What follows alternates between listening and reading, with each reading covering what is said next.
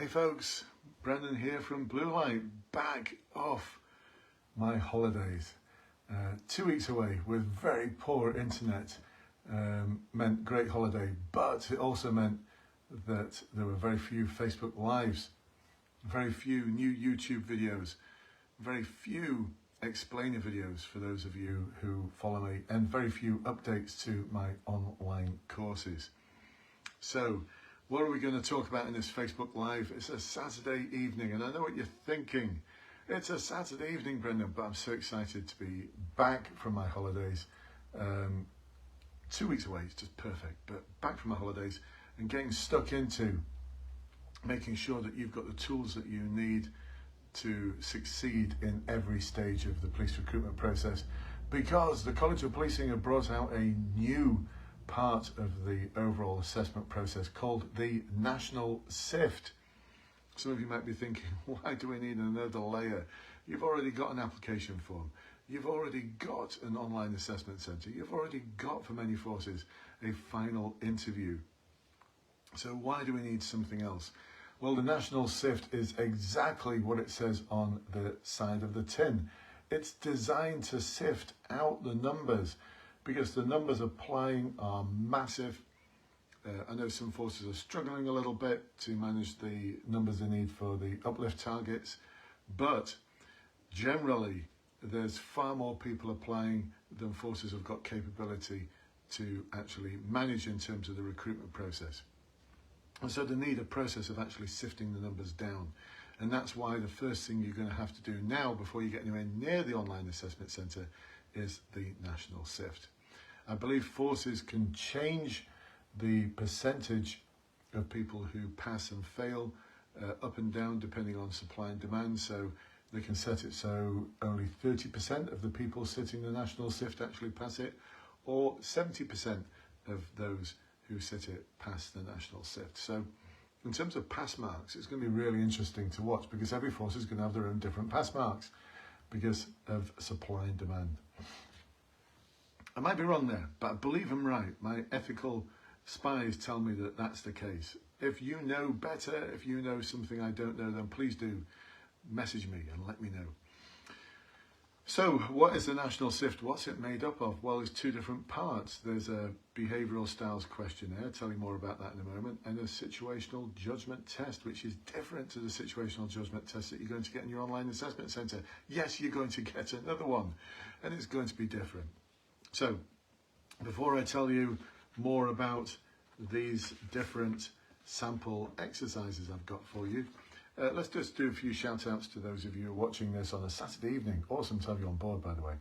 Good evening to Jack and Joanne, to Sekin, to Luke, to Irfan, to Adela, who's saying hello Brendan in the group. Hello back to you, Adela. I hope you're doing all right at the moment.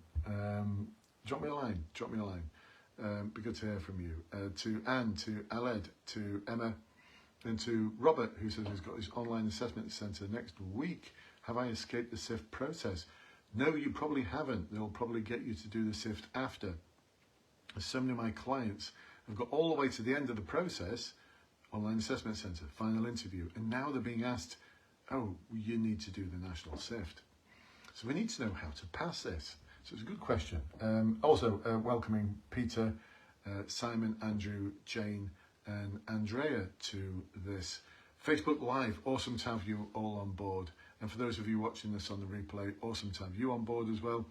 If you want to find out more about the Facebook group, which is about to, it's got an awesome Facebook group. By the way, if you're in that Facebook group, add some comments to this live. I'd love to hear what you think about it.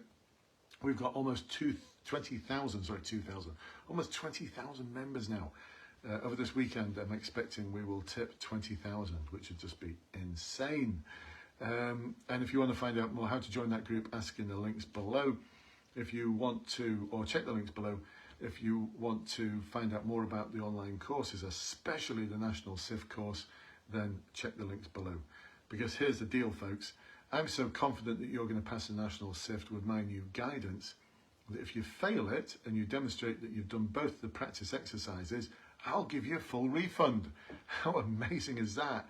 I'm that confident. I've run it by so many of my clients who've actually utilised it for their National Sift, I've re-amended it a little bit based on feedback, ethical feedback.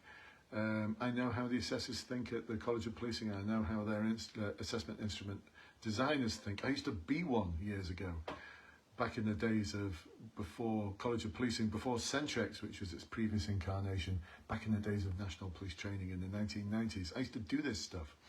So what I've done is I've designed 2 sample exercises for you. Here's the National Sift sample exercise where you'll be given scenarios. Let's pick one, shall we? Shall we pick one? Give me some loves and likes if we should pick one for you to actually try out. What do you reckon? Come on, give me some loves and likes. Let me know in the comments. There's a couple of loves. Come on, if I get enough, if I can see a flood of them floating up, that's where they float up, then that's it. That's what I want to see. All right, so let's run this by you, see what you think. Let's just have a look. You're in your this is the sort of thing it's going to be. I'm told that this is very much like, not exactly, but very much like the sort of scenarios that you're going to get. So you're in the parade room waiting for your sergeant to attend to carry out the shift briefing. Several of your colleagues are also present. One of them is looking at the incident queue on the computer and sees a report about a neighbourhood dispute ongoing. They make this comment: "Not them again. I went to the same house yesterday. There's nothing to report.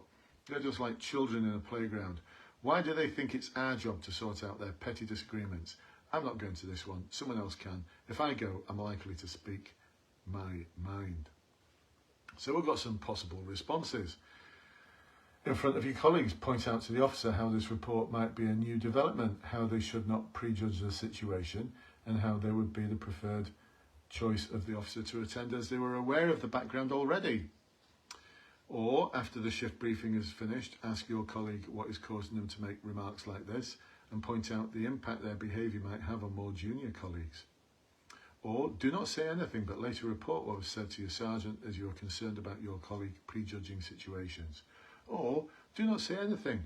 After all, the police aren't there to deal with breakdowns in friendships, and your colleague might well be right. Sometimes people need to be told how they should grow up and stop behaving like children. So, what do you think, folks? You've got to rate each one of those. Either counterproductive, an inappropriate action that will have a negative impact or make the situation worse. Ineffective, a poor action that will not help to resolve the situation. Slightly effective, an action that would have a small positive impact on the situation. Effective, a reasonable action that would help resolve the situation. Or very effective, one of the best actions that could be taken to resolve the situation. It's different to the online assessment centre situational judgment test. You've got to decide. See, Abby's already picking which one she thinks is best. No, you can't do that. You've actually got to decide which one's counterproductive, ineffective, slightly ineffective, effective, or very ineffective. You've got to rate each one of them. Abby, you sound like one of our alumni. First option. Yeah, that would be the best one. In front of your colleagues, point out to the officer how this report might be a new development, how they should not prejudge the situation, and how they would be the preferred choice of officer to attend as they're aware of the background already.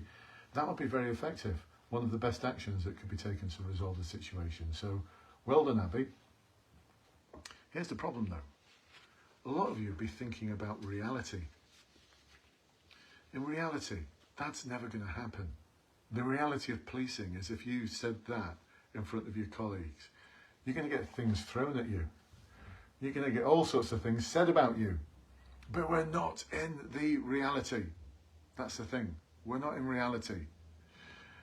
We're in a completely different place. We're in College of Policing land. It's College of Policing La La Land. And that's how you need to approach your answers. Not as you would approach them now, not if you're a PCSO or a special, how you would deal with these situations as someone who's already in the job in some shape or form, but as the best version of your future constable self, the one that's got the code of ethics and the CVF flowing through your DNA. That's how to answer these questions. Similarly, for the National Sift Behavioural Style questionnaire. This is where they're giving you a statement and they're asking you whether you completely disagree with it, strongly disagree, somewhat disagree, neither agree or disagree, somewhat agree, strongly agree or completely agree. And they are statements like, sometimes I allow my personal feelings and beliefs to influence my actions. I feel comfortable with disorder. When faced with a complex situation, I like to explore the possible options before making a decision. People who break the rules should always be held to account. Here's an interesting one. I believe that treating people equally, as in the same way, is important. Or, these tricky ones. My emotions are an important consideration when dealing with something. Or, I can keep my plans and ideas separate from my emotions. Ooh, are they trying to trick you up there? I do not like to make decisions unless I'm in possession of all the facts. I can make quick decisions, even if I'm not in possession of all the facts. So they're testing you out here. They're testing out to see whether you're playing the game or not. Now, this isn't the real one. This is my sample behavioural styles questionnaire. 200 of the statements like that, together with answers as to what I believe the correct statement should be. Because here's the thing, folks, you're going to be advised to answer the questions with comments like, just be yourself, answer the questions honestly, just act naturally. This is a surefire way of failing, folks. You need, again, to be the best version of your future constable self, the one that's got the College of Policing, CVF, flowing through your DNA, the one that's got the code of ethics imprinted into your DNA. What's the point in answering the questions in a way that's going to enable you to fail? And you're still answering the questions and still acting honestly, because you're delivering your answers as the best version of the future self that you're going to be. That's where I need you to be, folks. That's where I need you to be. And to help you, that's why I've produced these sample exercises for you, which I'm told by my clients ethically that they are so close to the real thing. They've all passed, by the way, which is why when this gets released very soon over the next couple of days as a new online course with 5 explainer videos, with the sample exercises and the sample answers with explanations in there for you. It's taken me ages to develop, but it's going to be so worth it for you. And I'm so convinced it's going to work for you as well as my previous clients, that if you purchase this, and it's going to have a cost tag price of just £9.99, if you then go on to fail, which you can't, it's impossible to fail it. If you by chance do fail it and you've done all the work, you've done both exercises, just send me proof that you've done both of those exercises on the day that you've been told that you've failed, and I will refund you £9.99, no questions asked. That's how convinced I am that this is going to work for you. You've got, seriously, nothing to lose, 0 to lose, and you've got everything to gain here, because if you fail this stage, that's it for 3 months. You can't reapply for 3 months. It's so important that you get in now, because this is the time when forces are getting desperate because they need to hit their targets. They need to hit their targets. So, folks, there you go. That's where we need to be, folks, in preparing for this new National Sift.